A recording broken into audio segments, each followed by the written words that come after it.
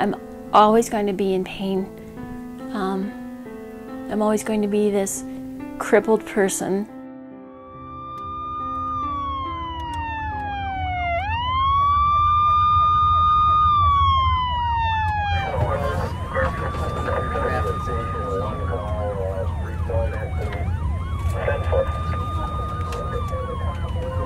Very violent scene at Trolley Square. Several people have been killed. Among the dead, Kirsten Hinckley, and among the wounded, Hinckley's mother, Carolyn Tuft. If we can visualize what pain is, we visualize Carolyn Tuft of Salt Lake City, who somehow survived the pain of 3 shotgun blasts at point-blank range. I've got a severe pain in my back where I was shot, and that spreads across, not just in the area where I was shot, but it spreads across my whole pelvic area and both hips. This is the X-ray of 130-some pellets still lodged in her vital organs. She spends hours just getting up, and more trying to just get enough strength to face the day. She tries to forget the pain by looking at the scrapbook of her daughter, who was shot and died while she held her. This is my daughter Kirsten's memory book. Starts with her birth certificate.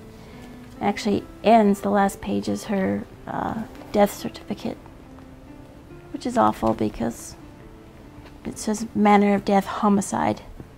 And that just gets to my soul. Carolyn's road to a painful truth is different, but the struggles are the same as with other sufferers. Often the pain comes in one moment and lasts the rest of one's life. And in that rest of her life, Carolyn is like most pain patients. For example, it took her 8 years to get disability. Social Security, they don't see pain as a disability. It's not in their little box that you mark, you know. So I don't fit anywhere. She's gone doctor to doctor, been accused of being a drug seeker, and like many, she fears going to sleep, knowing that she will wake up and it will hurt. I get down a lot. I get depressed and I cry a lot because the pain is so bad. And my life, I've lost my life. I've lost who I was, and I mourn not only for my daughter, but I mourn me, who I was. It's a feeling that Grady feels on a farm in Oklahoma. His pain came in one moment after a botched routine medical procedure. I would have, oh, this is going to sound really bad, I would have taken matters into my own hands a long time ago. And my dad wouldn't have liked it, but he would have understood. My mother, no, she wouldn't have comprehended it. Pain is all day, every day.